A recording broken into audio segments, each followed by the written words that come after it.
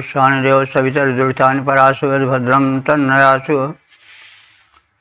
ओम भद्रं कर्णेभिः शृणुयाम देवा भद्रं पश्येमाक्षिभिर्यजत्रा स्थिरैरङ्गैस्तुष्टुवांशुस्तनुर्भिर्व्यसेमहे देवहितं यदायुः। वेद प्रेमियों सुधी श्रोताओं, संप्रति हम सब ऋग्वेद के षष्ठ मंडल के 17वें सूक्त की व्याख्या में प्रवेश करने जा रहे हैं। इस सूक्त में कुल 15 मंत्र संकलित हैं। सभी मंत्र तिष्ठुप नामक छंद में निबद्ध हैं। मंत्र दृष्टा इस बार बृहस्पति भरद्वाज देवता इंद्र। शीर्षक है उद्धारक वीर इंद्र। अब संबंधित मंत्र का सर्वप्रथम से स्वरपाठ हो जाए। पिबासो ममभियमुग्रतर्द ओर्वङ्गव्यं महि गृणान इन्द्र द्विजो धृष्टोमधिशो वज्रहस्तविश्वावृत्रमभित्रिजाशवोभिः। इस प्रथम मंत्र में लोकोपकारी प्रबल वीर लोकोद्धारक इंद्र के व्यक्तित्व का चित्रण है।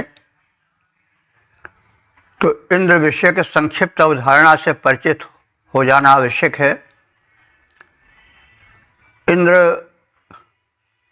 ऋग्वेद के नायक देवता हैं। सर्वाधिक मंत्र ऋग्वेद में जिन देव को समर्पित हैं वे हैं इंद्रदेव। वे देव ही नहीं देवराज भी हैं। और इंद्र का अर्थ होता है कि ऐश्वर्यवान, ईश्वरत्व से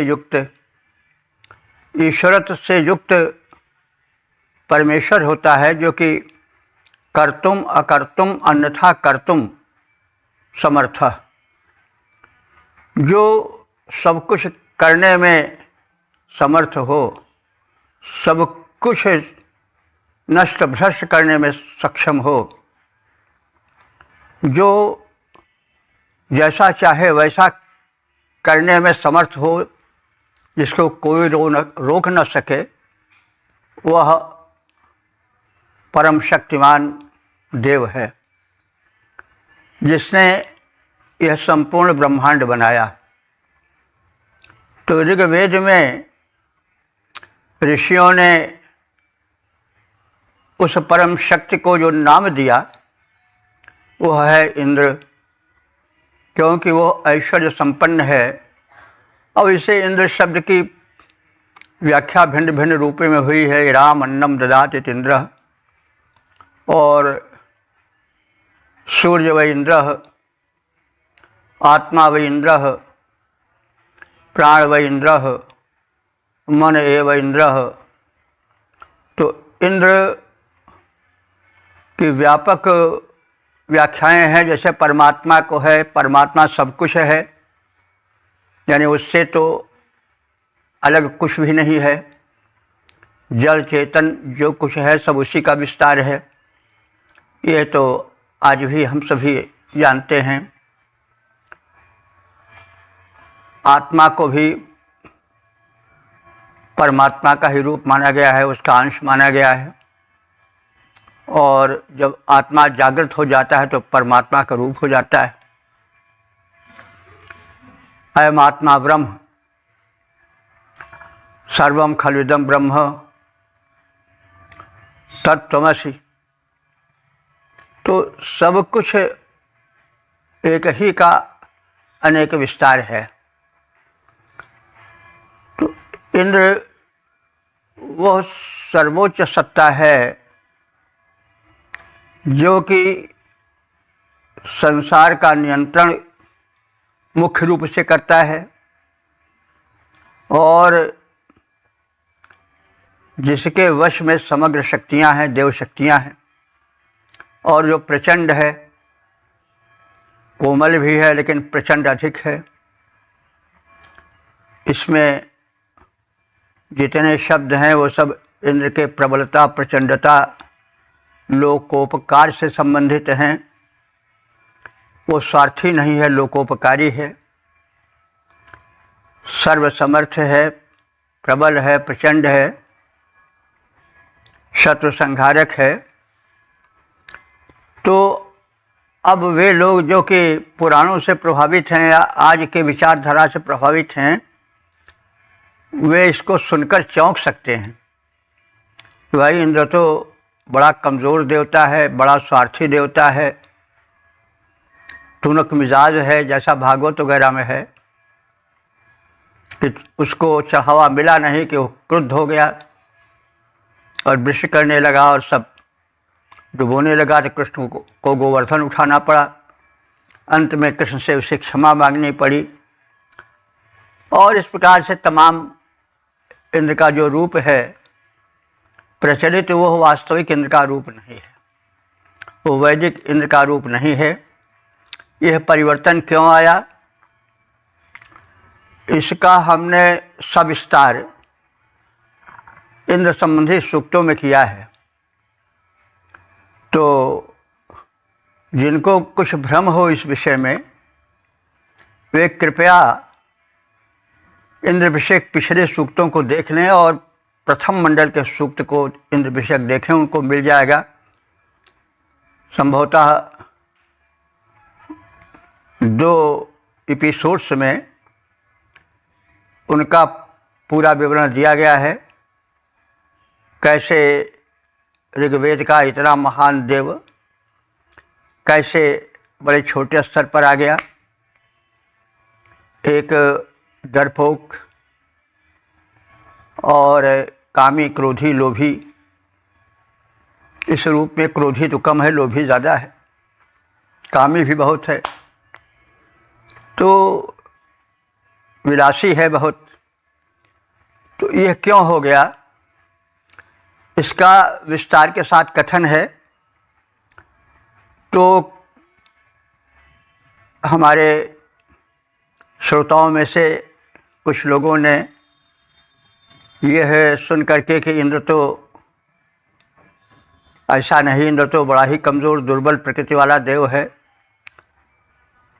तो वो समाधान चाहे, तो हमने समाधान तो किया ही, साथ साथ यह कह दिया कि आप जो है वो पिछले एपिसोड्स को देखें।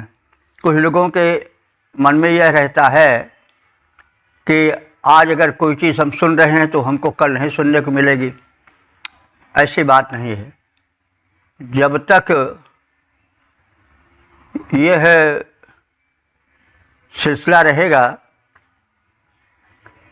इंटरनेट रहेगा, तब तक जो हम कह रहे हैं वो सब सुरक्षित रहेगा। जो पिछले एपिसोड्स हैं उनको भी उसी प्रकार से देखा जा सकता है जैसे आज के एपिसोड को सुना जा रहा है। तो वो सुरक्षित है और रहेगा। यह नहीं कि आज कह दिया गया है तो कल नहीं सुनने को मिलेगा। तो इस बात को ध्यान में रख करके जो वेद प्रेमी हैं वे प्रारंभिक एपिसोड्स को सुने, तो उसमें इंद्र का विस्तार, कैसे इंद्र ऋग्वेद से होते होते पुराणों में और फिर इधर तुलसी साहित्य में निम्न स्तर पर आ गया। अब वो यही कि इंद्र एक मनुष्य, जब मनुष्य इंद्र होने लगे तो उनमें मानवीय दुर्बलताएं हावी हो गईं और उनमें काम, क्रोध, लोभ, मोह, मद, मात्सर्य बढ़ गया। और जैसे हम लोग जानते हैं कि तमाम ऐसे लोग हैं जो, या राजा महाराजा हैं जो यज्ञ करके 100 इंद्र के पद को पा गए, जैसे नहुष। तो वे पतित हो गए, इंद्राणी के साथ दुष्कर्म करने के लिए बड़े आतुर हो गए। तो उनको वो शापित भी हुए और उनको अजगर जोन में जन्म लेना पड़ा। बाद में कृष्ण ने उनका उद्धार किया। इस वादियात बातें जो हैं वो विस्तार के साथ कथित हैं। तो मुझे इसलिए कहना पड़ा कि कुछ लोगों को यदि संदेह हो कि पिछली बात हम नहीं सुन पाएंगे तो वो जान लें कि वो सुन सकते हैं, जान सकते हैं, सब सुरक्षित हैं और देवों की जो धारणा है, देव विषयक जो विचारधारा है, वो स्पष्ट हो, यह परम आवश्यक है। तो आप देखेंगे कि इस मंत्र में इंद्र को प्रचंड बताया गया है, शत्रु संहारक बताया गया है, उसका सामना कोई नहीं कर सकता यह कहा गया है। और वो एक शत्रु नहीं, शत्रुओं के घेरे को, उनके समग्र मंडल को समाप्त कर देने वाला वीर है, उसके सामने कोई टिक नहीं पाता, वो उद्धारक है, लोकोपकारक है। तो अब हम इसी छाया में समग्र मंत्रों के अर्थ को देखें। मंत्र में कहा गया है, उग्र, हे इंद्र, तुम परम प्रचंड उद्दंड वीर हो। गृणसानः, तुम्हारी गृणानः, गृणान माने स्तुतियाँ की जाती रही हैं। और महि उर्वम गव्यम, महि माने विशाल व्यापक। देखो, महि शब्द तो धरती के लिए रूढ़ हुआ है, लोग जानते हैं, लेकिन महि का वास्तविक अर्थ होता है जो महिमा मंडित हो अथवा बहुत विस्तार हो। इस धरती को मही इसलिए कहा जाता है, मही या मही दोनों रूप चलते हैं, कि वह बहुत विस्तृत है, उसका और छोर मिलता नहीं, चलते जाओ चलते जाओ, तो इसलिए उसको विस्तार के कारण मही या मही कह दिया गया। लेकिन मूल अर्थ होता है कि जो बड़ा विशाल हो, बहुत विस्तृत हो। तो मही उर्वम गव्यम, बड़े विशाल, गव्य माने गायों के समूह को, तर्द, तुम प्रकाश में लाए, यानी जो प्राणियों ने या असुरों ने गायों का अपहरण कर लिया था और गुफा में छिपा दिया था, पत्थर से ढक दिया था गुफा को, तो इंद्र ने उनको प्रकाशित किया, उद्धार किया। तो इस विषय में तो पिछले भी कहा जा चुका है, पिछले एपिसोड्स में इंद्र विषयक, कि एक पनि नाम के असुर समूह थे जो बड़े संपन्न व्यापारी थे। वे, उनका व्यापार जो था वो भारत से लेकर के फिनिशिया तक फैला हुआ था। धनी तो बहुत थे लेकिन बड़े कृपण थे, यज्ञ आज में एक पैसा भी नहीं देते थे, और आर्यों की गायों को मौका पा करके हरण कर लेते थे, गायब कर देते थे, गुफा में बांध आते थे, और फिर उसके बाद अवसर पाकर चंपत हो जाते थे लेकर के गायों को। तो इंद्रादि देव जो थे उनका उद्धार करते थे, प्रेरणा बन करके या स्वयं प्रकट हो करके। तो यह है। और अगर हम दूसरे अर्थ में चाहें तो यहाँ पर शब्द गव्य है। वैसे गव्य तो होता है गाय के दूध, दही, मट्ठे, घृत आदि को भी गव्य कहा जाता है, लेकिन यहाँ गव्य माने गायों का समूह कहा गया है। तो गो शब्द से गव्य बना है। गो माने इंद्रिय भी होता है। गो गोचर जहाँ लग मन जाई, सो सब माया जाने हो भाई। तो इंद्रियों को विषय रूपी पानी अपहृत कर लेते हैं, इंद्रिय रूपी गायों को। तो जो आत्मा रूप में बैठा हुआ इंद्र है या प्राण शक्ति है, वो उस अज्ञान को दूर भगाकर भ्रम जाल में, अज्ञान में फंसी हुई इंद्रियों का उद्धार करता है। तो इस रूप में भी हम देख सकते हैं। तो ऐसे उद्धारक इंद्र से अनुरोध किया जा रहा है कि सोमम पिब, तुम सोमरस का पान करो। सोमरस के विषय में आप सब जानते हैं कि हिमालय के उच्च शिखरों पर पाई जाने वाली एक लता है, जिसमें बड़े ही पोषक तत्व होते हैं, जिससे कायाकल्प हो जाता है। यज्ञों में उसका बड़ा महत्व था। वैदिक युग में यज्ञ उसके बिना पूरे नहीं होते थे, लेकिन वो मंत्र तो केवल एक युग के लिए लिखे नहीं गए हैं, वे तो अनंत काल तक के लिए हैं, त्रिकाल बाधित हैं। इसलिए अब अगर सोम न मिले तो यज्ञ ही नहीं होगा, ऐसी बात नहीं। इसलिए सोम से मतलब हुआ सौम्य भाव, भक्ति भाव। तो भगवान भक्ति के भूखे हैं, ये सब जानते हैं। उन्हें कुछ नहीं चाहिए, भक्ति चाहिए, प्रेम चाहिए। पत्रम पुष्पम फलम तोयमेव भक्त्या प्रेक्षत, जो कुछ मिले प्रेम पूर्वक मिले वो भगवान को स्वीकार है। तो सोम का अर्थ भक्ति पूर्वक समर्पित कोई भी पदार्थ नैवेद्य हो जाता है, उसे भगवान स्वीकार करते हैं और स्वीकार करके उसको प्रसाद बना देते हैं। वो कुछ ले थोड़े लेते हैं, ज्यों कि त्यों रहता सूक्ष्मांश ले लेते हैं, लेकिन प्रसाद उसको बना देते हैं।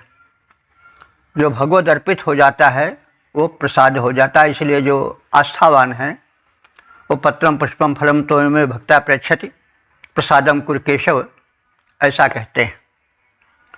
तो सोमम पे माने हम सब के द्वारा, हमारे द्वारा जो प्रेम पूर्वक नैवेद्य प्रस्तुत किया जा रहा है, जो सोम रूप में है, उसका पान करो, अथवा सोमरस, सोमलता से निष्ठूत निचोड़े गए सोमरस का पान करो। धृष्णो, धृष्णो संबोधन है इंद्र का। हे शत्रु के धर्षक, माने शत्रुओं को रगड़ देने वाले इंद्रदेव, वज्रहस्त, तुम्हारे हाथों में वज्र है, जिसका प्रहार अमोघ होता है, रोका नहीं जा सकता है। तुम शवोभी माने बलों द्वारा। तो शव माने देखिए, हम समय समय पर कहते आ रहे हैं, ऋग्वेद में शव का अर्थ सदैव सामर्थ्य या बल लिया गया है। आज प्रचलित अर्थ तो शव का माने मुर्दा होता है, प्राणहीन शरीर, लेकिन ऋग्वेद में शव का अर्थ अभी तक कहीं प्राणहीन शरीर के लिए नहीं आया है, सदैव शक्ति सामर्थ्य के लिए प्रयुक्त हुआ है। तो शवो भी माने संपूर्ण शक्तियों के द्वारा, विश्वा माने संपूर्ण। हे इंद्र, अपनी संपूर्ण शक्तियों द्वारा हमारे संपूर्ण अमित्रिया माने जो अमित्र हैं, यानी शत्रु हैं, जो वृत्र हैं, वृत्त माने घेरा डाले हुए पड़े हैं, अथवा वृत्तासुर की तरह आचरण करने वाले हैं, उनका तुम संहार करो। तो हे पराक्रमी इंद्र, तुमने पराक्रम से शत्रु संहार किया है। हे वज्रधर, तुमने अपहृत गायों का उद्धार किया है। हम सब नैवेद्य रूप में सभी ने यह सोमरस प्रस्तुत कर रहे हैं, तुम इसका पान करो। हे परम पराक्रमशील इंद्र, तुमने अरिदल को मार गिराया। वज्रपाणि है, तुमने अपहृत गायों का उद्धार कराया। स्तुति पूर्वक भक्ति भाव से भक्तों ने रस सोम चढ़ाया। करो सोम रस पान प्रेम से, गया तुम्हारे हेतु पठाया। तो गो का अर्थ किरण और जो इंद्रियां होती हैं, ये भी होता है। तो जो विषयों से अपहृत इंद्रियां हैं, उसका इंद्र उद्धार करें। इंद्र और इंद्रिय, जो इंद्र से संबंधित वही इंद्रिय है, तो इंद्र उनका उद्धार करें। अथवा अगर हम किरण लेते हैं तो मेघों के घेरे से, वृत्त से, यानी मेघों ने जो सूर्य के गोले को ढक लिया है और अंधकार से संसार को भर दिया है, उन किरणों को मुक्त करें। गो माने किरण भी होता है, गो माने गाय भी होता है, गो माने पृथ्वी भी होता है, गो माने इंद्रिय भी होता है।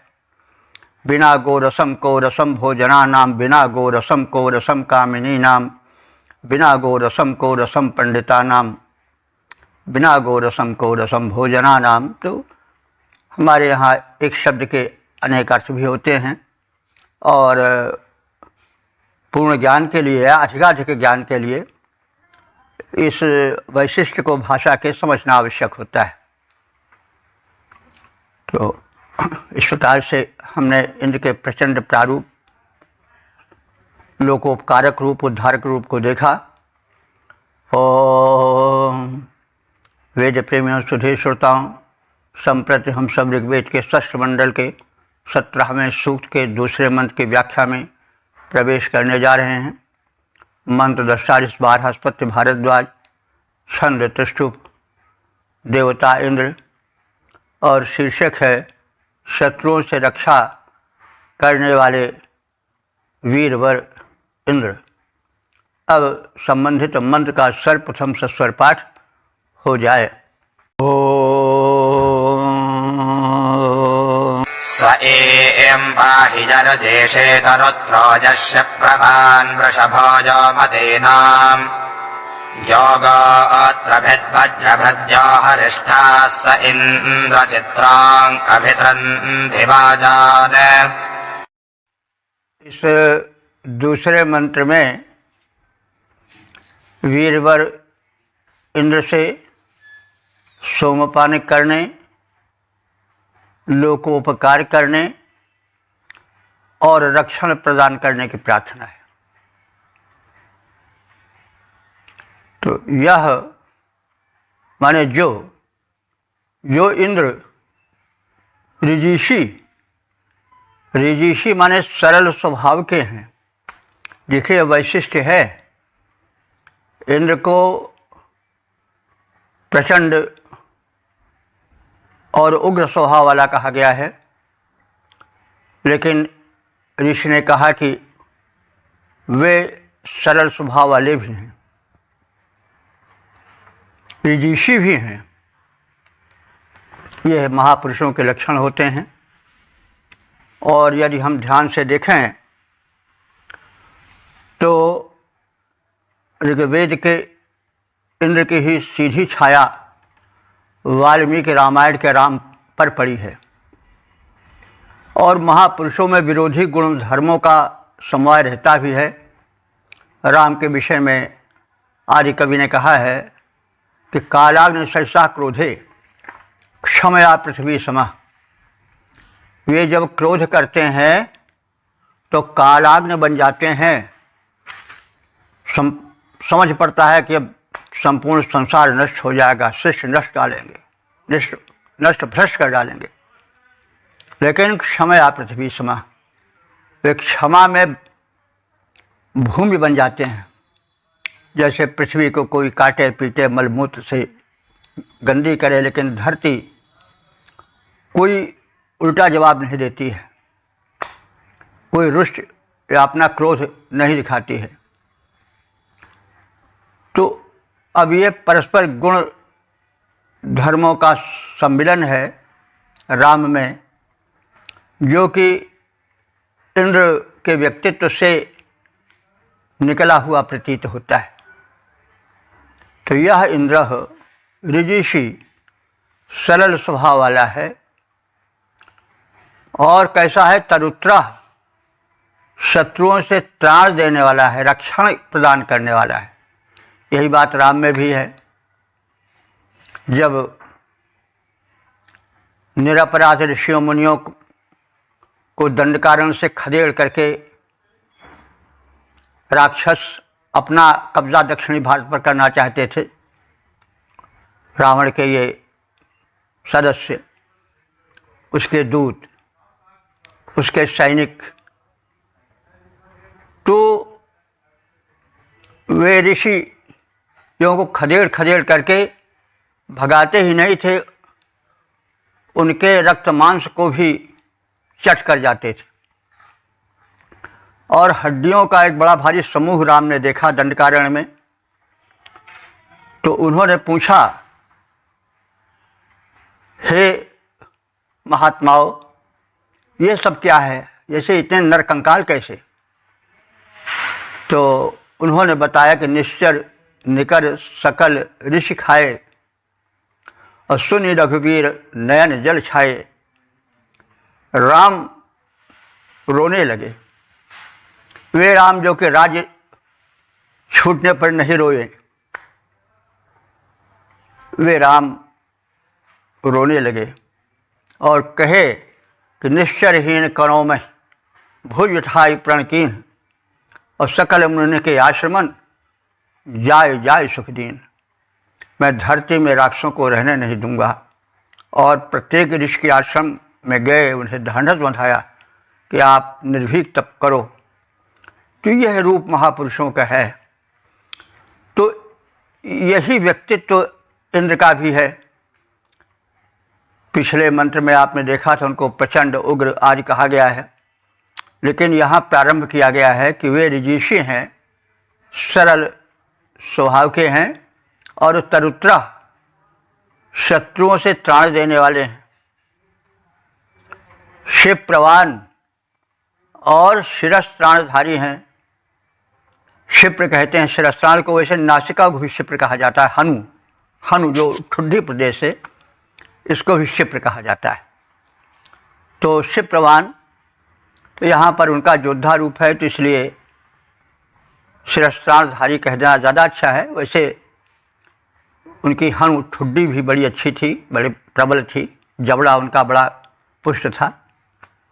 अब प्रारूप एक वीर का प्रस्तुत किया जा रहा है। वैसे इंद्र तो एक सूक्ष्म शक्ति है, परमात्मा, लेकिन वर्णन में व्यक्तित्व आ जाता है,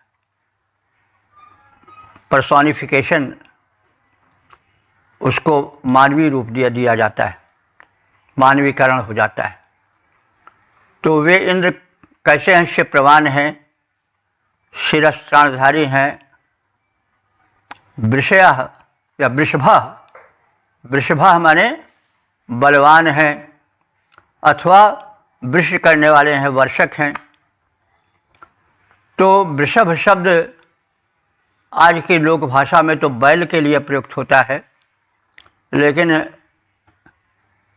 ऋग्वेद में अभी तक हम लोगों ने कदाचित बैल के अर्थ में वृषभ का प्रयोग नहीं देखा है। तो वृषभ का मूल अर्थ होता है कि जो बलशाली हो अथवा जो वर्षक हो। तो जो बैल होता है या वृषभ होता है, वो धन धान्य की वृष्टि करता है, क्योंकि वही खेतों में हल खींचता है और शकट आदि का वहन करता है। तो इंद्र के लिए वृषभ शब्द आया है। तो इंद्र बलवान हैं और वृष्टि करने वाले हैं, धन धान्य की, जल आदि की। तो ऐसे इंद्र से अनुरोध किया जा रहा है कि पाहि माने पान करो, सोम रसम पाहि। पाहि पा धातु से बना है, पा रक्षणे और पाने दोनों में आता है।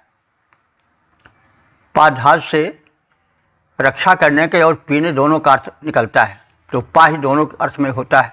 ज़्यादातर हम लोग इस समय पाहि भगवान, पाहि माम ऐसा कह देते हैं, रक्षा के अर्थ में ज़्यादा प्रयुक्त होता है। लेकिन पाहि जो है, पा धातु से पाने अर्थ में भी प्रयोग होता है। ऋग्वेद में अधिकतर पाहि पान करने के अर्थ में आया है। तो इंद्र को सोम रस अधिक प्रिय है, इसलिए पाहि शब्द पान करने के अर्थ में अधिक उपयुक्त होगा। तो हे इंद्र, तुम सोम रस पान करो, जो कि तुम्हारा प्रिय पेय है। गोत्रभिद, हे इंद्र, तुम गोत्र, भेद माने भेदने वाले, गोत्र कहते हैं पर्वत को। तो तुम पर्वतों को भेदने वाले हो। अब ये शब्द अपना अलग अलग एक एक इतिहास रखते हैं। अब पर्वत को गोत्र क्यों कहा जाता है? गो नाम पृथ्वी, तो त्रायते रक्षति इति गोत्रभिदा, तो या त्रायते गो पृथ्वी को त्रायते या धारण क्रियते, इस तरह से कहा जा सकता है। एक मान्यता यह है पौराणिक कि जो पर्वत हैं ऊंचे ऊंचे, वे पृथ्वी को धारण किए हुए हैं। जैसे कोई हैंगर हो तो उस पर कोई कपड़ा लटका दिया जाए तो उसको धारण किया रहता है, वैसे एक पौराणिक मान्यता है कि ऊंचे ऊंचे पर्वत के सहारे पृथ्वी लटकी हुई है, तो पृथ्वी को गोत्र कहा जाता है। यानी पृथ्वी क्या, पर्वतों को गोत्र कहा जाता है, इसलिए कि वो गो माने पृथ्वी और त्र माने रक्षक। वे पृथ्वी के रक्षक हैं। किस रूप में रक्षक हैं? कि जैसे हैंगर पर कपड़ा लटका दिया जाता है और लटका रहता है, तो ऐसे जो पृथ्वी है वो निराधार आकाश में कैसे लटकी हुई है? इन पर्वतों के कारण पर्वत उनको लटकाए हुए हैं और पृथ्वी निराधार लटकी है। एक काव्यात्मक कल्पना है। वैसे पृथ्वी में एक आकर्षण शक्ति है, उससे टिकी हुई है। मंत्रों में जहाँ तहाँ इसका स्पष्टीकरण भी किया गया है, लेकिन काव्यात्मक ये जो है प्रयोग है, अभिव्यक्ति है। अब ये समझ लें गोत्र। गोत्र का अर्थ हुआ कि जो गो माने पृथ्वी की रक्षा कर रहे हैं अपने में लटका करके। पर्वत तो गोत्र माने हो गया पर्वत, और पर्वत को गोत्र क्यों कहा गया अभी बात स्पष्ट कर दी गई है। तो इन पर्वतों को भिद माने भेद देने वाले हैं। कौन? इंद्र। तो यहाँ पर गोत्र भेद शब्द आया है इंद्र के लिए। गोत्रम पर्वतम भिन्नति इति गोत्र भेदः इंद्रः। तो अब स्पष्ट हो गया होगा कि गोत्र का अर्थ पर्वत क्यों होता है और इंद्र गोत्रभिद क्यों है। क्योंकि इंद्र पर्वतों को भेद डाले हैं, काट डाले हैं। ये भी एक पौराणिक मान्यता है। जान लें यह कैसे। कहा जाता है कि पहले पर्वतों के पंखे होते थे, वे उड़ते थे और उड़ के जहाँ तहाँ बैठ जाते थे तो बहुत दूर तक का भूमंडल जो है वो चकनाचूर हो जाता था, उनके नीचे दब जाता था। तो इंद्र व्यवस्थापक हैं, तो उन्होंने पर्वतों के पंखों को काट दिया और पर्वत फिर वहीं के वहीं रह गए। इसलिए इनको गोत्र, इनको जो है मतलब इस रूप में माना गया है और इंद्र को गोत्रभिद इसी कारण कहा गया है। तो इससे आप अगर वैज्ञानिकता जानना चाहें तो ऐसा भी हो सकता है कि जैसा आज का विज्ञान बताता है कि जब पृथ्वी बनी तो जैसे आज शांत है वैसे शांत नहीं थी। इस समय जगह जगह पर ज्वालामुखी फूटते थे, पर्वत उभर आते थे, धरती धंस जाती थी, एक अव्यवस्था थी। तो इस अव्यवस्था का क्रम बहुत दिनों तक चलता रहा, लाखों वर्ष तक चलता रहा होगा। तो अंत में उस व्यवस्थापक इंद्र ने यह जो हलचल धरती की थी कि स्थान स्थान पर ज्वालामुखी फूट रहे हैं, स्थान स्थान पर धरती उभर आ रही, पर्वत बन जा रहे हैं, धरती धंस जा रही है, तो इसको इंद्र ने संभाला। तो यह बात ऋषियों को ज्ञात थी। अब उसको आलंकारिक भाषा में कह रहे हैं, इसलिए थोड़ा समझने में दुरूहता होती है अगर सीधे उसको अर्थ से जोड़ा जाए तो। लेकिन अब हम इस प्रकार से उसका सामान्यीकरण करने की चेष्टा कर रहे हैं, उसमें वैज्ञानिकता को स्पष्ट करने की चेष्टा कर रहे हैं कि इंद्र गोत्रभिद क्यों हैं और पर्वत को गोत्र क्यों कहा जाता है और इंद्र को पर्वतों के भेदन, पंखे को भेदन करने की क्यों आवश्यकता पड़ी, उस पंखे से क्या मतलब है? तो यही मतलब कि जो स्थान स्थान पर पर्वत उभर पड़ते थे सृष्टि के प्रारंभिक काल में, उनको इंद्र ने नियमित किया, उनके पंखे को काट दिया। इसका मतलब हुआ कि उनको नियमित कर दिया, एक स्थान पर कर दिया। यह नहीं कहीं पर्वत बना फिर कहीं धंसा। ये तो आप सब जानते हैं कि जहाँ हिमालय पर्वत है वहाँ पहले समुद्र था, और बहुत समय पहले, कोई इसकी तिथि नहीं कही जा सकती, ऐसा वैज्ञानिकों का मत है कि धरती में हलचल हुई और वो समुद्र वाला भाग उभर करके हिमालय बन गया। उसके प्रमाण में लोग कहते हैं कि हिमालय की ऊंची चोटियों पर समुद्र के जीवों के अश्म पाए जाते हैं, हड्डियां पाई गई हैं। जैसे अगर घड़ियाल की हड्डी पाई जाए, मछली की हड्डियां पाई जाएं बड़ी बड़ी, तो मतलब वहाँ बड़े बड़े ऊंचे चोटियों पर मछली कैसे आ गई, घड़ियाल कैसे पहुँच गए, तो यह बात इसी से सिद्ध होती है। और रेगिस्तान वाला पहले वहाँ भी समुद्र रहा होगा, क्योंकि वहाँ बालू बालू क्यों है? क्योंकि समुद्र में बालू रहती है, नदियाँ बालू फेंकती हैं, तो जब समुद्र ढलक गया दूसरी ओर तो बालू बालू रह गया, रेगिस्तान हो गया। तो कहने का मतलब ये धरती प्रारंभ में बड़ी हलचल वाली थी। तो इंद्र व्यवस्थापक है, कर्तुम अकर्तुम अन्यथा कर्तुम समर्थ है।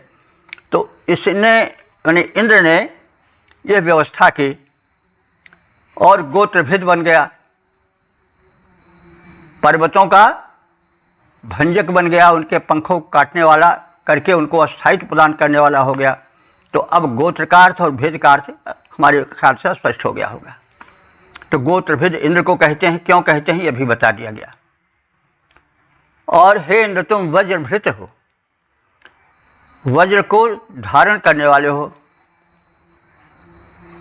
और हरिष्ठा, तुम हरि कहते हैं अश्व को, घोड़ों पर सवारी करने वाले हो। हरिष्ठ, घोड़ों, हरि माने घोड़ा होता है, अश्व होता है।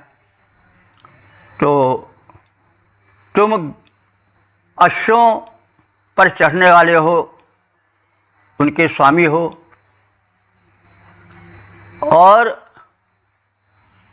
चित्रान माने विलक्षण, बाजान, बाज माने बल और बाज माने अन्न दोनों होता है।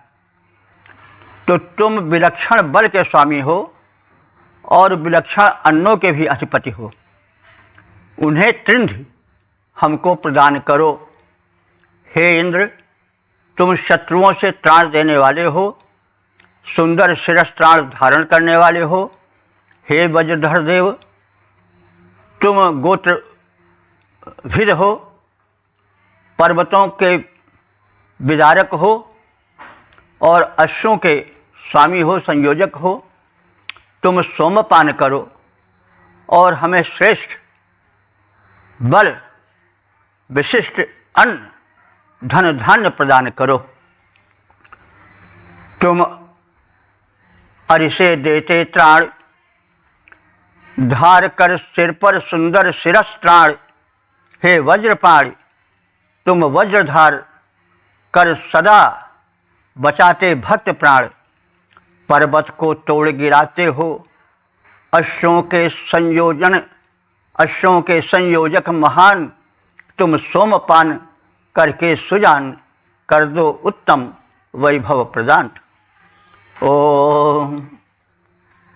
वेद प्रेमियों, सुधीर श्रोताओं, संप्रति हम सब ऋग्वेद के 6ठ मंडल के 17वें सूक्त के तीसरे मंत्र की व्याख्या में प्रवेश करने जा रहे हैं। मंत्र दृष्टा 12 पत्य भरद्वाज, छंद त्रिष्टुप, देवता इंद्र, शीर्षक है लोकहितैषी इंद्र। अब संबंधित मंत्र का सर्वप्रथम सस्वर पाठ हो जाए। एवापाहि प्रत्नधामन्ददत्वा श्रुतिब्रह्मवावृधस्वोतगीर्भिः आविस्सूर्यं कृणहि पेऽपिहेशो जहि शत्रोऽङ्घ्रभिगा इन्द्रदृन्धे। इस तीसरे मंत्र से यह बात बताई गई है कि इंद्र सोमप्रिय हैं और प्रार्थना प्रिय हैं, अस्तु उन्हें सोमपान हेतु सोमरस निवेदन करने का, स्तुति वाणी सुनने का और शत्रु से संरक्षण प्रदान करने की प्रार्थना है। प्रत्नथा पाहि, प्रत्नथा माने प्रेम पूर्वक सोमपान करो, पाहि माने यहाँ भी पाधात से पाने के अर्थ में आया है, रक्षणे नहीं, क्योंकि सोम का जब प्रसंग है तो उसमें पाधातु पान करने के लिए ही उपयुक्त है। प्रत्नथा पाहि, पूर्ववत जैसे पहले सोमपान करते थे वैसे तुम संप्रति सोमपान करो। यह सोमरस मंदंतु, तुम्हें आनंद प्रदान करे।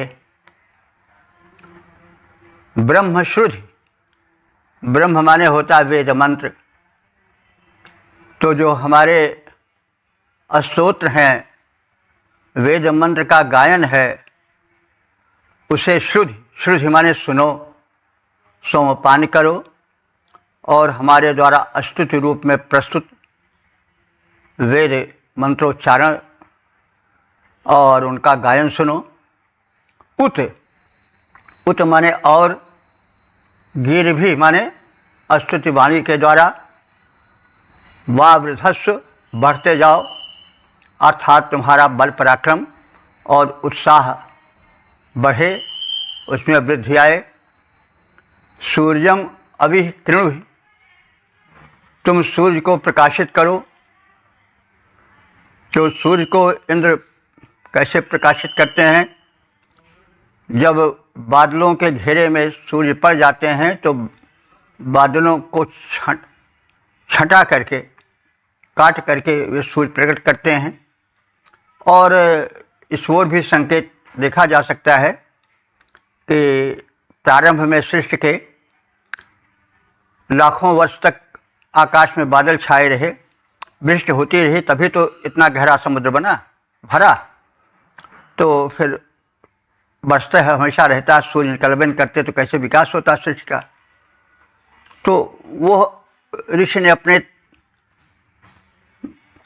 त्रिकालदर्शी दृष्टि से देखा और उसी संदर्भ में यह बात कही कि तुम सूर्यम अभिः कृणुद्ध, तुम सूर्य को मेघाडंबर से हटाकर प्रकाशित करो।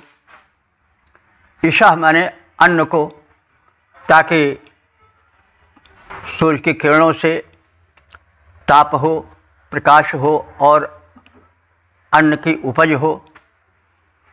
उसे तुम पीपी ही प्रजाओं को प्रदान करो।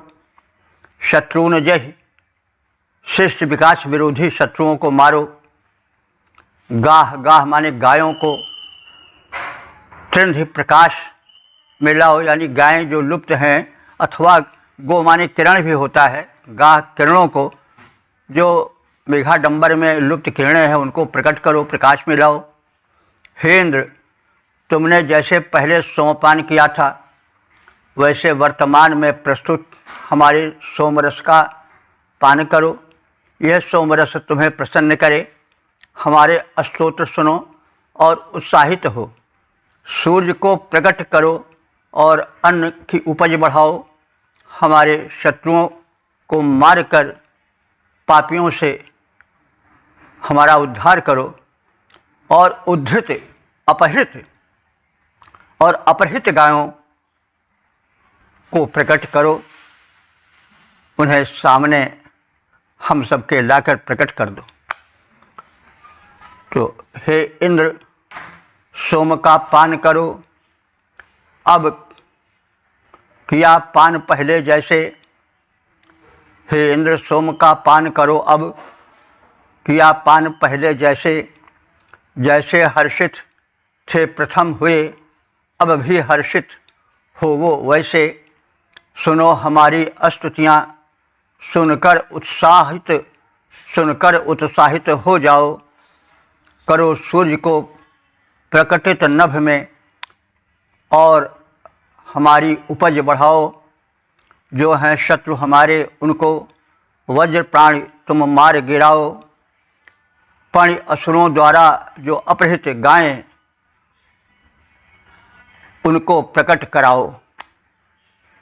ओम। वेद प्रेमियों, सुधी श्रोताओं, संप्रति हम सब ऋग्वेद के षष्ठ मंडल के 17वें सूक्त के चौथे मंत्र की व्याख्या में प्रवेश करने जा रहे हैं। मंत्र दशारिस बारहस्पत्य भरद्वाज, छंद त्रिष्टुप, देवता इंद्र। शीर्षक है इंद्र सोमपान करें। अब संबंधित मंत्र का सर्वप्रथम सस्वर पाठ हो जाए।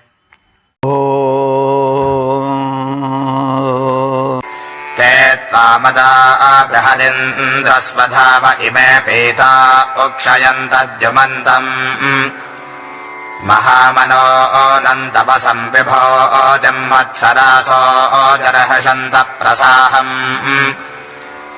इस चौथे मंत्र में महान शक्ति संपन्न इंद्र को सोमपान हर्ष से भर दे और उन्हें शत्रु संहार के लिए उत्प्रेरित कर दे। स्वधावः इंद्र, स्वधावः स्वधा कहते हैं अन्न को, और स्वधावः माने अन्न के स्वामी। इंद्र तो हे अन्नवान इंद्र, ते तुम्हें इमे ये पीताह मदाह पान किए गए सोमरस प्रसन्न करें।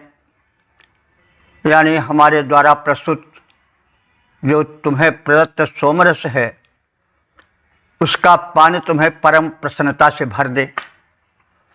द्युमंतम त्वा, तुम जो हो, द्युमंत माने परम तेजस्वी हो, बृहत माने व्यापक हो, मत्सरासा तुम्हें ये आनंद प्रदायक आनंद वर्धक सोमरस उक्षयंत माने सिंचित कर दे। अर्थात तुम सोमरस से परिपूरित हो जाओ, सुतृप्त हो जाओ, और इस प्रकार से तवसम विभूतिम, तुम हमें शक्तिप्रद वैभव प्रदान करो। और प्रयाहम, प्रयाहम माने प्रसाहम, प्रसाहम माने शत्रु को परास्त करने वाले। हे इंद्र जहिषंत, तुम इस प्रकार से सोमपान करके और हमारा उद्धार करके शत्रुओं का नाश करके प्रसन्न हो जाओ। तो हे इंद्र, तुम तेजस्वी एवं अन्नवान हो, सोमरस पान कर आनंदित हो जाओ। तुम अत्यंत गुणवान और महान हो, हमारे शत्रुओं का संहार करो। आनंदवर्धक सोमरस शत्रु को परास्त करने वाले तुझे आनंद से और वीरत्व से भर दे। तुम में नवीन स्फूर्ति और शत्रु संहार हेतु प्रेरित कर दे। तेजस्वी हो, अन्नवान हो और परम गुणवान इंद्रदेव, तुम आनंदित हो, करो सोमरस पान। दीप्तिमान हे इंद्र देवता, करो शत्रु संहार। हे बलवान, करो हम सबकी रक्षा बारंबार। सरस सोमरस शत्रु नाश हित, कर बल का संचार। शत्रु नाश हित भरे प्रेरणा, बहा शक्ति की धार। ओम। वेद प्रेमियों, सुधीर श्रोताओं, संप्रति हम सब ऋग्वेद के षष्ठ मंडल के 17वें सूक्त के 5वें मंत्र की व्याख्या में प्रवेश करने जा रहे हैं। मंत्र दशारिस बारहस्पत्य भरद्वाज, छंद त्रिष्टुप, देवता इंद्र। शीर्षक है इंद्र के पराक्रम का कथन। अब संबंधित मंत्र का सर्वप्रथम सस्वर पाठ हो जाए। येभिः सूर्यमुषसं मन्दसानो वासयोपदृह्णानि तद्रत महामद्रिं परिगा इन्द्रसन्तं दत्था अच्युतं सदसस्पतिस्वात्। इस पांचवें मंत्र में सोमपान जन्य उत्साह में संपादित इंद्र के महत् कृत्यों का उल्लेख है, जिनमें सूर्य और उषा को समय समय पर एक निश्चित व्यवस्था के अंतर्गत प्रकट करना है, और जो बाधक थे विकास में, उन सुदृढ़ पर्वतों को तोड़कर भूमि को समतल बनाना है, आदि आदि बातों का कथन है। गायों के उद्धार का कथन है। तो ये भी यानी जिन इंद्र के द्वारा मंदसाना माने आनंदित हो जाने पर उन इंद्र ने सूर्य को, उषसम माने उषा को, अवासय माने यथास्थान बसाया।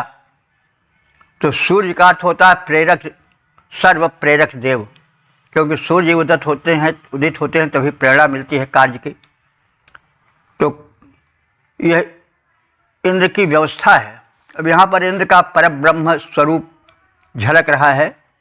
हे इंद्र, तुमने इस सृष्टि की व्यवस्था के लिए पहले सूर्य को स्थापित किया, उषसम उषा काल का निर्माण किया, व्यवस्था की, और इस प्रकार से लोक में रहने योग्य वातावरण बनाना प्रारंभ किया। दृढ़हानि अपदरद्रत, तुमने सुदृढ़ शत्रु के स्थानों को, जहाँ सृष्टि के विनाशक तत्व थे अथवा जहाँ प्रारंभिक विकास में बाधा पहुँचाने वाले मनुष्य रूप में दुष्ट शत्रु थे, उनको तुमने स्वात सदसः उन स्थानों से हटाया। महान अद्रिम, बड़े बड़े पर्वतों को अथवा पहाड़ी किलों को, अच्युतम माने उनके सुदृढ़ होने पर भी, नुत्थाह माने हटा दिया, और गाह माने गायें जो उन पर्वतों में बाधित थीं, बंद थीं, उनको मुक्त कराया। तो गायें के विषय में वो भी कहा जा सकता है कि जो पनि लोग थे वे गायों के चोर थे, उनको चुरा ले जाते थे। तो इंद्र ने एक व्यवस्था की और उन चोरों से गायों का उद्धार किया। अथवा गाय माने किरण भी होता है, जो मेघ छाए थे, किरणों को दबाए थे, उन मेघ के आडंबर को हटा करके किरणों को मुक्त किया, जगत को प्रकाशित किया। अथवा गाह माने इंद्रिय भी होती है, गो का बहुवचन है गाह। तो गायों को, इंद्रियों को राग द्वेषादि से मुक्त कराया, आलस्य से उन्हें दूर भगाया, दूर हटाया। तो इन सब रूपों में हम ले सकते हैं। और सदैव अर्थ की व्यापकता के लिए जो हमने प्रारंभ में कहा है कि इंद्र को प्रसंगानुकूल हम सर्वश्रेष्ठ देव ब्रह्म के रूप में भी देख सकते हैं, और सृष्टि के संरक्षक व्यवस्थापक के रूप में देख सकते हैं, उन्हें प्राण रूप में भी देख सकते हैं, उन्हें आत्मा रूप में देख सकते हैं, उन्हें सूर्य रूप में भी देख सकते हैं, क्योंकि शब्दकोशों में निरुक्त आदि में इंद्र के ये सब अर्थ कहे गए हैं। तो एक शब्द के अनेक अर्थ होते हैं, प्रसंगानुकूल अर्थ निकाला जाता है। तो सोमरस से सुतृप्त आनंदित इंद्रदेव, तुमने सूर्य और उषा को व्यवस्थित कर अंधकार का विनाश किया। पहले सूर्य जो थे वो मेघाडंबर में ढके थे, तो फिर उषा कैसे हो? तो यह तुम्हारी व्यवस्था थी कि विशाल मेघाडंबर को तुमने दूर किया। दिन का क्रम चल पड़ा, सूर्योदय होने लगे, उषा काल बनने लगे। तो जैसा हमने संकेत किया है, जैसा आज के वैज्ञानिकों का भी कथन है कि पृथ्वी जब ठंडी होने लगी तो उसमें जीवन के विकास का क्रम प्रारंभ हुआ और जल वर्षण हुआ। जल वर्षण साल 2 साल के लिए नहीं, हज़ारों साल होता रहा, लेकिन अब वर्षण का समाप्त होना भी आवश्यक था। तो इसके लिए इंद्र ने मेघों के आडंबर को, घेरे को हटाया और फिर दिन होना, उषा होना, इन सब का क्रम चल पड़ा। आदि आदि बातें, तो सृष्टि के आदि विकास विषयक बातें भी हैं। इंद्र क्योंकि प्रधान देव है, सर्वप्रथम है, परब्रह्म है, व्यवस्थापक है। उसके बाद फिर उसी की शक्तियाँ देव शक्तियाँ रूप में प्रकट हुई, यानी जो एक परम शक्ति है उसी के शाखा प्रशाखा रूप में तमाम देव शक्तियाँ हुई। लेकिन मूल में तो पहले वही था। तो वही बातें, क्योंकि ऋषि जो थे त्रिकालदर्शी थे, वो भूतकाल को भी देख लेते थे और मंत्रों में संकेत जहाँ तहाँ उन सब का है। तो सोमरस से सुतृप्त आनंदित इंद्रदेव, तुमने सूर्य और उषा को व्यवस्थित कर अंधकार का, उसके आच्छादन का विनाश किया। तुम स्थिर गिर को विदीर्ण कर उसमें घिरी पणियों द्वारा अपहृत गायों का उद्धार किया। इंद्र देवता सोमपान से पूर्ण तृप्ति जब पाए, उषा सूर्य को किए व्यवस्थित, तम को मार भगाए। पर असुरों से गिर वेष्टन में घिरी चुराई गायें, पर्वत किया विदीर्ण उन्हें प्रकटाए बाहर लाए। ओम वेद प्रेमियों सुधे श्रोताओं, संप्रति हम सब ऋग्वेद के षष्ठ मंडल के 17वें सूक्त के 6ठे मंत्र की व्याख्या में प्रवेश करने जा रहे हैं। मंत्र दृष्टा से बृहस्पति भारद्वाज, छंद त्रिष्टुप देवता इंद्र, शीर्षक है गो उद्धारक इंद्र। अब संबंधित मंत्र का सर्वप्रथम सस्वर पाठ हो जाए। तव क्रत्तादपदद्दं सदाभिरामासु भक्वं शच्यानिदेधः और्णार्दुर उत्सृजा अभ्रविदृह्णो दुर्वाद्गा असृजो अंगिरस्वान्। इस 6ठे मंत्र में अपहृत गायों का उद्धार और गायों से में सफ़ेद दुग्ध को प्रकट करने की जो रासायनिक प्रक्रिया है उसका कथन किया गया है।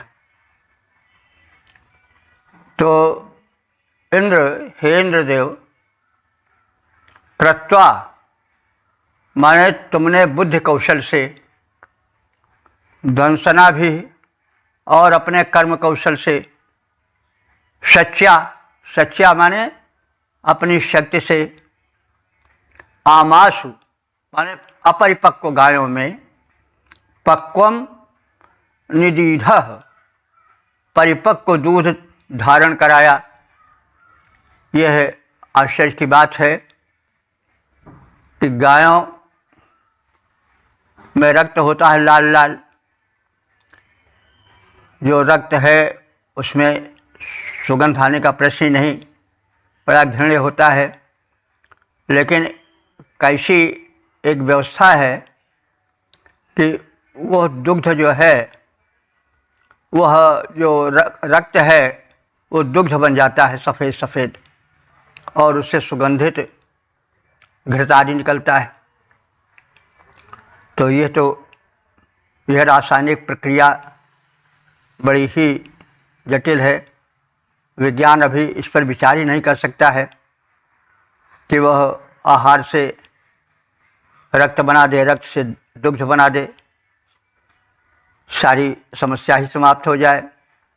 तो मतलब यह बड़ी ही आश्चर्यजनक उस इंद्र की व्यवस्थापक की कला कुशलता है कि उसने अपने कर्म कौशल से गायों में सफ़ेद दुग्ध बना दिया। और उश्रियाभ्य माने उश्र माने गाय भी होता है, किरण भी होता है। उश्रियाभ्य गायों के लिए दृढ़ा दुरा, दृढ़ किलों के द्वार को, दृढ़ा माने दृढ़, दुरा माने द्वार, दृढ़ किलों के द्वार को जो बंद कर दिया गया था उसको भी अरुणोह, वी अवलोह, तुमने उसे खोल दिया कपाट। और अंगिरस्वान, अंगिरस ऋषियों के साथ तुमने उर्वात गाह, उन बाड़े में पर्वत की गुफा में बंद गायों को असुजा माने मुक्त करा दिया। तो हे इंद्रदेव, तुमने अपने बुद्धि कौशल, कर्म कौशल और पराक्रम से गायों को बाहर निकालने के लिए मार्ग बनाया है। तुमने उन्हें दुग्धवती बनाया है, अंगिराओं के सहयोग से उन गायों को मुक्त कराया है।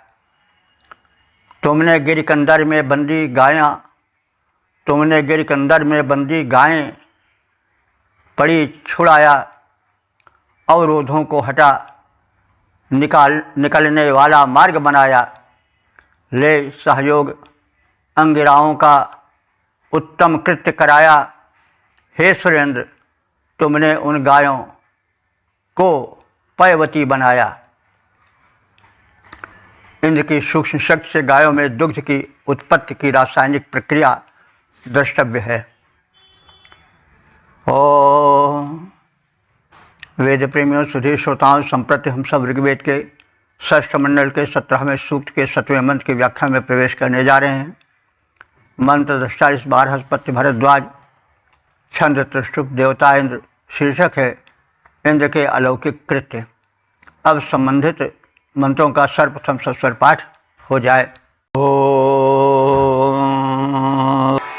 पप्राथक्षाम् महिदम् सोऽव्यो उर्वेमुपद्या वृष्व बृहदिन्द्रस्तभाजः अथा आरजो रोदसी देवपुत्रे प्रत्ने मातरा आजह्वे ऋतस्य। इस 7वें मंत्र में इंद्र की व्यवस्थापिका शक्ति का प्रदर्शन है, निदर्शन है, वर्णन है। और जैसा पिछले मंत्रों में कहा गया है कि प्रारंभ में जो धरती थी वो रहने योग्य नहीं थी, उस व्यवस्थापक इंद्र ने उसे रहने योग्य बनाया। और यही नहीं, जब ब्रह्मांड का विस्तार हुआ तो उस विस्तार में जो विस्फोट हुआ उससे जो अनेक ग्रह नक्षत्र निकले, प्रश्न था कि वे निराधार आकाश में कैसे टिकें। तो ये सब एक समस्या थी और जटिल समस्या थी। लेकिन उस व्यवस्थापक केंद्र ने उस समस्या का समाधान किया, ग्रह नक्षत्रों का परिभ्रमण पथ बनाया, उनमें ग्रेविटेशन पावर, आकर्षण शक्ति बनाई, जिससे वे निराधार आकाश में टिके रह सके। और इस प्रकार से धरा गगन को उन्होंने सुरक्षा प्रदान की, विकास प्रदान किया। आदि बातें इस मंत्र में अभिव्यक्ति पा रही हैं, झांक रही हैं। कथन आलंकारिक होने से थोड़ा उसके भीतर प्रवेश करना पड़ता है, लेकिन तथ्य वही वैज्ञानिक है। वैज्ञानिकता का उभार है, जिस वैज्ञानिकता को आज के युग में बड़े श्रम से वैज्ञानिक लोग जान पाए हैं, उसको हमारे ऋषि बहुत पहले जान चुके थे। तो हे इंद्र, मर्दंशः तुम कुशल कर्म के करने वाले हो। उर्वीम क्षाम, उर्वी कहते हैं पृथ्वी को, और क्षाम भी पृथ्वी को कहते हैं, लेकिन उर्वी यहाँ पर विशेषण रूप में है, क्योंकि उर्वी का मूल अर्थ होता है विस्तार। तो पृथ्वी बहुत विस्तृत है, इससे उसको उर्वी नाम भी दे दिया गया है। दिगत उर्वी यति गुर्वी, यह तुलसी साहित्य में भी है। उर्वी माने पृथ्वी के अर्थ में। जब धनुष टूटा तो पृथ्वी उर्वी जो थी वो डगमगा गई, तो जगत उर्वी यति गुर्वी, तो उर्वी माने पृथ्वी। तो पृथ्वी उर्वी इसलिए कही जाती है क्योंकि वो बहुत विस्तृत है।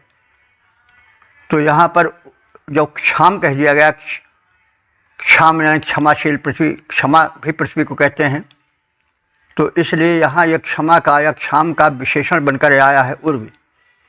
तो उर्वीम क्षाम माने विस्तृत भूमि मंडल को, विपप्राथ तुमने विशेष रूप से फैलाया। मतलब कि पहले वनारिकों से, पर्वताचिकों से भूमंडल भरा पड़ा था, उस स्थिति में विकास संभव नहीं था।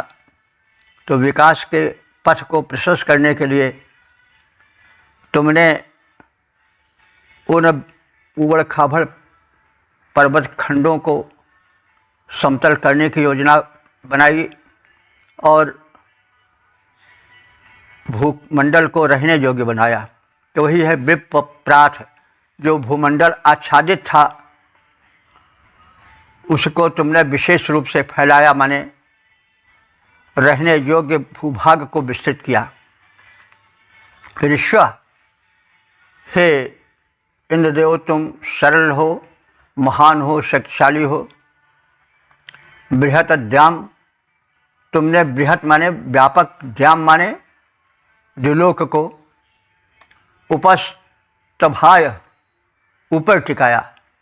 द्युलोक को ऊपर टिकाया, इसका मतलब हुआ द्युलोक में जो तमाम नक्षत्र फैले हैं उनको तुमने टिका दिया। आकर्षण शक्ति या ग्रेविटेशन पावर का सर्जन करके, और वे निराधार टिके रहे। यही तथ्य कहा जा रहा है कि बृहत द्याम, बृहत माने व्यापक, द्याम माने द्युलोक को। द्युलोक कहते हैं जो अंतरिक्ष से ऊपर का लोक है, जिसे हम स्पेस कह सकते हैं, उस वही द्युलोक है। वहाँ पर सूर्य जैसे बड़े ही चमकीले नक्षत्र हैं।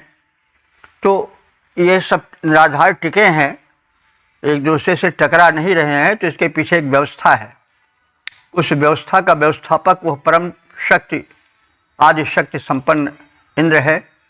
इसी बात पर प्रकाश डाला जा रहा है कि बृहत द्याम माने तुम व्यापक द्युलोक को, उपस्थ भाया माने ऊपर ही टिका दिया, उसे नीचे आने नहीं दिया। वो जहाँ के तहाँ स्थिर हो गए और अपनी धुरी पर घूमने लगे। तो इस प्रकार से तुमने यह महत्वपूर्ण प्रबंधन किया। और प्रयत्न, पुराने सनातन अथवा प्रयत्न पूर्वक यह भी मात्रा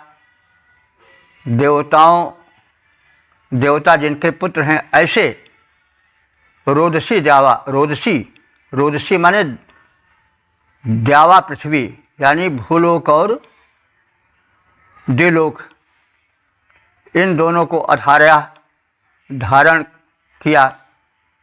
यानी द्यावा पृथ्वी को तुमने धारण किया, उनको आकाश में निराधार टिका दिया, वे एक दूसरे से टकरा न सकें, ऐसी व्यवस्था किया।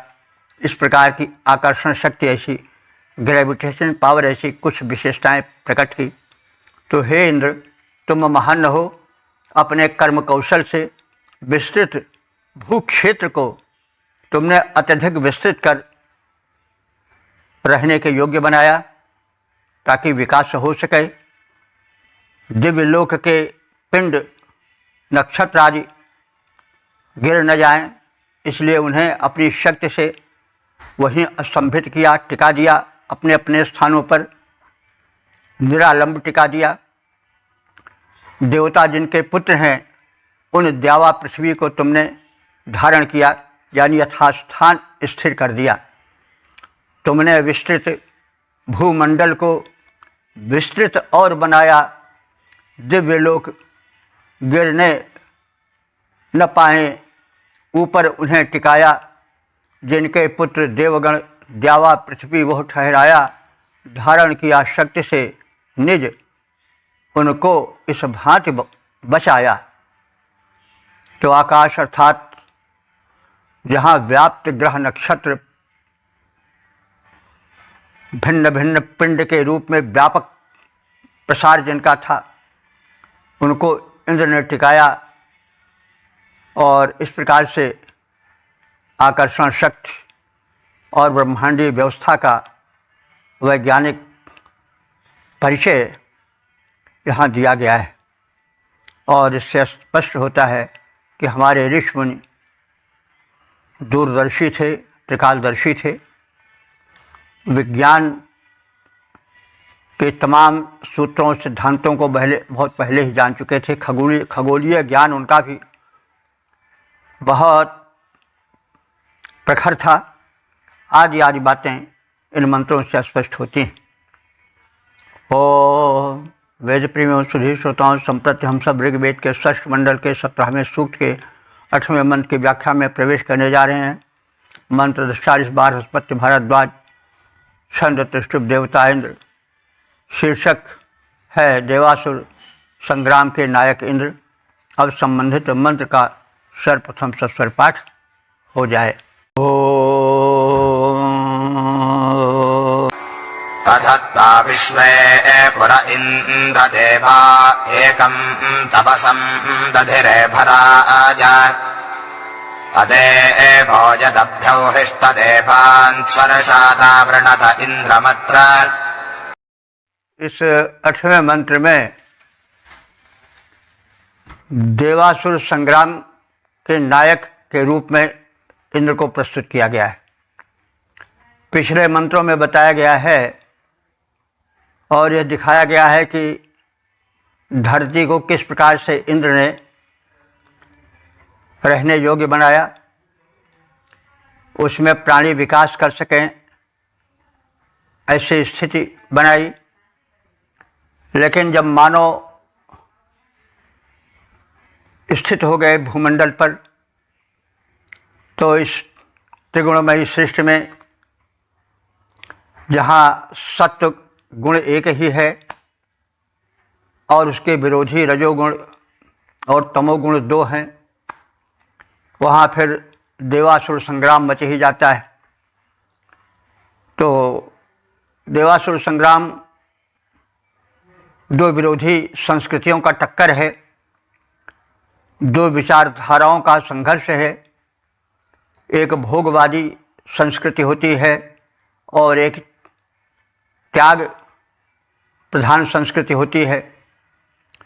तो देवों की संस्कृति जो थी वो त्याग प्रधान संस्कृति थी, और जो असुरों की या दानवों की संस्कृति थी वो ग्रहण प्रधान संस्कृति थी। तो ये सब थे भाई ही भाई, मनुष्य हैं, सब बढ़े, लेकिन विचारधाराओं में, संस्कृतियों में अंतर आया और इसलिए टकराव स्वाभाविक था। तो असुर लोग पराक्रमी थे, पराक्रम की कमी नहीं थी उनमें, और प्रायः देखा जाता है आसुरी वृत्ति वाले बड़े पराक्रमी होते हैं, कुछ इनमें कमी तो होती नहीं, बल्कि उनका विचार ज़रा ध्वंसक होता है। जब मनुष्य नहीं संभाल पाते हैं तो दैवी शक्तियों को उसमें हाथ बटाना पड़ता है। तो यही बात है कि जब धरती रहने योग्य बन गई, मानव सभ्यता का विकास प्रारंभ हुआ, तो उसमें 2 प्रकार की संस्कृतियां बनी, एक देव संस्कृति, दूसरी आसुरी संस्कृति, और दोनों में मतभेद के कारण टकराहट प्रारंभ हो गई। तो उसमें इंद्र ने जो कि सात्विक शक्तियों का साथ देता है और आसुरी शक्तियों का विनाश करता है, वो आगे आया और दिव्य शक्तियों ने, देवों ने इंद्र को आगे किया कि भगवान आप ही सक्षम हो इन आसुरी शक्तियों के विनाश में, क्योंकि ये बल में, उग्रता में कुछ कम तो है नहीं, हम इनका सामना अकेले नहीं कर सकते हैं। तो वही कथन है कि अध माने अब, जबकि सृष्टि में मानव हो गए और विचारधारा के अनुसार दो दलों में वे बंट गए, तो जो संघर्ष हुआ, टकराहट हुई दोनों संस्कृतियों में, तो देवासुर संग्राम का जन्म हुआ। तो उस देवासुर संग्राम में तब विश्व देवा, संपूर्ण देवों ने, हे इंद्र, तवसम त्वा, तवसम कहते हैं शक्तिशाली, त्वा माने तुझको, शक्तिशाली तुझको, भराए, भर कहते हैं युद्ध को, भराए माने युद्ध के लिए, पुरः दधरे, अपने आगे सेनापति के रूप में नियुक्त किया, तुम्हारी प्रार्थना करके तुमको अग्रगामी बनाया, दल का नेता बनाया। अदेवा, जो देव नहीं थे यानी असुर थे, वे यत जब अभ्यो हिष्टा सामना करने लगे, तो उस समय स्वर साता संग्राम में मरुदगण भी कूद पड़े, इंद्रम वृणते, और इंद्र की सहायता उन मरुदगणों ने की। हे इंद्र, जब असुरों के नायक वृत्तासुर से युद्ध हुआ, तब तुम ही देवों के नायक थे, देवों ने तुम्हें आगे किया अपनी सेना के, और युद्ध में तुम सेना नायक बनकर आगे बढ़े, तुम्हारा पराक्रम महान है। इस देवासुर संग्राम में मरुतों ने इंद्र की सहायता की, और इस प्रकार से देव शक्तियों की विजय हुई। तो मरुत जो थे पहले असुरों के दल में थे, ऐसा मिलता है वाल्मीकि रामायण में है कि दिति जो थी वह दैत्यों की माता थी, और उसी के गर्भ में मरुत थे, मरुत प्रबल थे। तो इंद्र ने प्रवेश करके गर्भ में उनको 7 खंडों में काट दिया। बाद में वो रोने लगे, तो उन्होंने कहा मारुत मारुत, मत रो मत रो। तो वही फिर जब सो रही थी दिति, जगी, तो उसने समझौता कराया, समझौता हुआ कि भाई ठीक है, अब झगड़ा ना हो, ये तुम्हारी ही दल में चले जाएं, और जो तुमने मारुत मारुत कहा तो इनको मरुत कहा जाएगा। तो मरुत 33 देवताओं में नहीं आते हैं, तो इससे प्रतीत होता है कि ये पहले दिति के पुत्र थे, लेकिन बाद में देवों में सम्मिलित हो गए, और ये मरुत बड़े प्रचंड होते हैं। तो ये सब बातें हैं, सब आलंकारिक भाषा में कही गई हैं। उनका जो देखा जाए तो समाधान सीधा सीधा हो सकता है, यानी ये कुछ वे प्रचंड वीर थे जो कि देवों के दल में बाद में आए और इंद्र के सहायक बने।